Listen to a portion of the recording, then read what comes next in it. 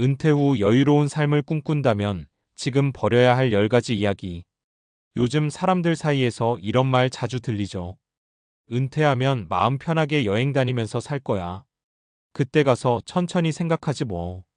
그런데 막상 은퇴가 다가오면 생각보다 마음이 편하지 않습니다. 퇴직 통보를 받은 날의 공허함, 사회와 연결이 끊어지는 듯한 외로움, 매달 꼬박꼬박 들어오던 급여가 끊기는 두려움. 이게 바로 은퇴 후 여유로운 삶이 현실 앞에서 부딪히는 첫 번째 벽입니다. 사람들은 은퇴를 끝이 아니라 쉼이라고 생각하지만 사실은 삶의 이막이 시작되는 출발점이에요.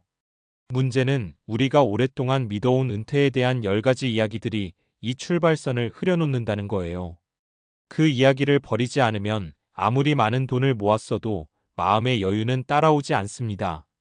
오늘은 그 10가지 이야기를 함께 짚어보면서 진짜 여유로운 은퇴 후 삶을 위해 지금부터 버려야 할 생각들을 이야기해 볼게요. 1. 돈만 충분하면 은퇴 걱정은 끝이야. 많은 사람들이 은퇴를 돈의 문제로만 봅니다. 물론 돈은 중요하죠. 하지만 돈만으로는 불안이 사라지지 않습니다. 실제 사례가 있어요. 퇴직 후 15억 원 정도의 자산을 가진 60대 남성 어씨. 경제적으로만 보면 여유롭습니다. 그런데 불안해서 한 푼도 못 쓰는 거예요. 이 돈이 언제 다 떨어질지 모르니까요. 결국 그는 돈이 있음에도 가난한 마음으로 살았습니다. 여유로운 은퇴는 돈보다 쓰는 용기와 의미 있는 소비에서 시작됩니다. 돈은 목적이 아니라 도구라는 걸 잊지 마세요. 2. 나는 일에서 벗어나면 행복할 거야. 일을 떠나면 자유로울 것 같죠. 하지만 많은 사람들이 은퇴 후 며칠 지나지 않아 허무함을 느낍니다. 왜일까요? 그동안 일은 단순한 생계수단이 아니라 존재의 이유였거든요. 한 50대 중반의 교사 B씨가 이런 얘기를 했습니다. 퇴직 후에 내가 아무 역할도 없는 사람이라는 게 제일 힘들었어요. 그래서 그는 퇴직 후 아이들을 대상으로 무료 독서 모임을 운영하기 시작했습니다. 이제야 진짜 일하는 기분이에요. 돈이 안 돼도요.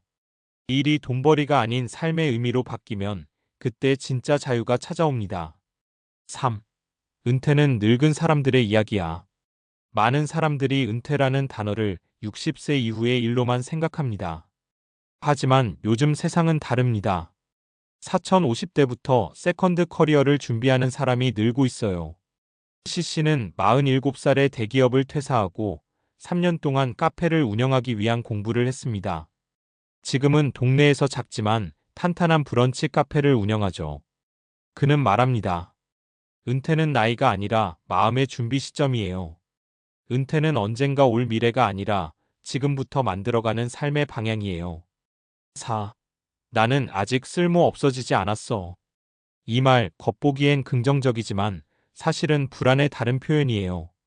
쓸모를 증명하려고 자신을 계속 몰아붙이면 결국 지칩니다. 은퇴 후에는 쓸모 있는 사람이 아니라 좋은 사람으로 남는 게 더 중요해요. 누군가에게 도움을 주고 이야기를 들어주고 함께 시간을 나누는 것. 그게 진짜 사회적 존재감이에요. 5. 나는 늙었으니까 이제 조용히 살아야지. 이건 완전히 버려야 할 생각이에요. 조용히 사는 것과 소극적으로 사는 것은 다릅니다. 실제 연구에 따르면 퇴직 후에도 적극적으로 취미나 사회활동을 하는 사람들은 우울감이 훨씬 적고 수명이 길다는 결과가 있습니다. 사진 동호회, 여행 커뮤니티, 지역 봉사단체. 이런 활동이 은퇴 후의 활력소가 됩니다. 여유로운 삶은 고요한 삶이 아니라 의미 있는 관계 속의 삶이에요. 6. 이 나이에 새로 배우긴 늦었어. 이건 정말 많은 사람들이 하는 착각이에요. 배움에는 나이가 없습니다. 70대에 기타를 배우기 시작해 버스킹을 하는 분도 있고 은퇴 후 코딩 공부를 시작해 작은 프로그램을 개발한 사람도 있어요. 뇌과학적으로도 배움은 노화를 늦추는 최고의 약이에요. 새로운 걸 배우면 뇌의 도파민 시스템이 활성화되어 삶의 의욕이 훨씬 커집니다. 7. 이제는 자식들한테 기대야지. 이건 세대 차이에서 오는 가장 큰 오해예요. 요즘 젊은 세대는 자신도 살아가기 벅찹니다. 자식에게 기대는 순간 관계는 부담으로 변합니다. 기대보단 함께가 좋아요. 경제적으로든 정서적으로든 서로 돕는 관계로 바뀌어야 진짜 가족의 평화가 옵니다. 8. 건강은 그냥 유전이야. 아니요, 유전보다 습관이 더 큽니다. 60세 이후의 건강은 지금의 생활 습관이 결정합니다. 매일 30분이라도 걷고 스트레스 덜 받는 사람일수록 건강 수명은 길어져요. 은퇴 후에 병원 다니는 게 일상이 되지 않으려면 지금부터 몸을 미래의 자산으로 관리해야 합니다. 9. 내가 무슨 취미야, 그런 건 사치지. 취미는 사치가 아니라 정신의 호흡기입니다. 취미가 없으면 시간은 금방 무료해지고 그 무료함은 우울로 바뀝니다. 어떤 분은 퇴직 후 그림을 그리기 시작했어요. 처음엔 낙서 수준이었지만 5년 뒤엔 지역 전시회에 작품을 냈습니다. 그는 이렇게 말했습니다. 이제야 내 시간을 내가 살아가는 기분이에요. 취미는 은퇴 후의 심장 박동 같은 거예요. 10. 나는 이제 새로운 인연은 필요 없어. 사람은 관계 속에서 자랍니다. 퇴직 후 인간관계가 끊기면 생각보다 빨리 마음이 다쳐요. 하지만 나이 들어서 만난 친구가 가장 오래가는 친구가 되는 경우가 많습니다. 같은 취미를 나누거나 같은 동네 사람들과 소소한 대화를 나누는 것. 이게 바로 삶의 에너지 충전소예요. 결국 은퇴 후 여유는 버림에서 시작된다. 우리는 평생 채우는 법만 배웠습니다. 돈을, 명예를, 일의 성취를. 하지만 은퇴 이후의 삶은 비워내는 법을 배워야 합니다. 돈에 대한 불안, 일에 대한 집착, 나이에 대한 편견, 관계에 대한 고정관념. 이런 걸 하나씩 내려놓을 때 진짜 여유가 찾아옵니다. 어씨는 돈 걱정에 잠 못 이루던 시절을 지나 이젠 매달 일정 금액을 즐김 예산으로 정해두고 씁니다.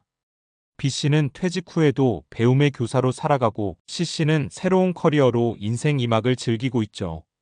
이 세 사람의 공통점은 단 하나. 버릴 줄 알았다는 것이에요. 은퇴는 끝이 아니라 다시 자신을 정리하고 새로운 의미를 채워넣는 삶의 리셋입니다. 그리고 그 리셋의 첫 단계는 지금까지 붙잡고 있던 10가지 낡은 이야기들을 버리는 것입니다. 여유로운 은퇴란 돈 많고 건강한 삶이 아니라 내가 나답게 사는 시간입니다. 그러니 오늘부터 조금씩 비워보세요. 그리고 이렇게 스스로에게 물어보세요. 지금의 나는 내가 꿈꾸던 은퇴 후의 나와 얼마나 가까울까? 그 질문이 바로 당신의 두 번째 인생을 여는 첫 문이 될 거예요.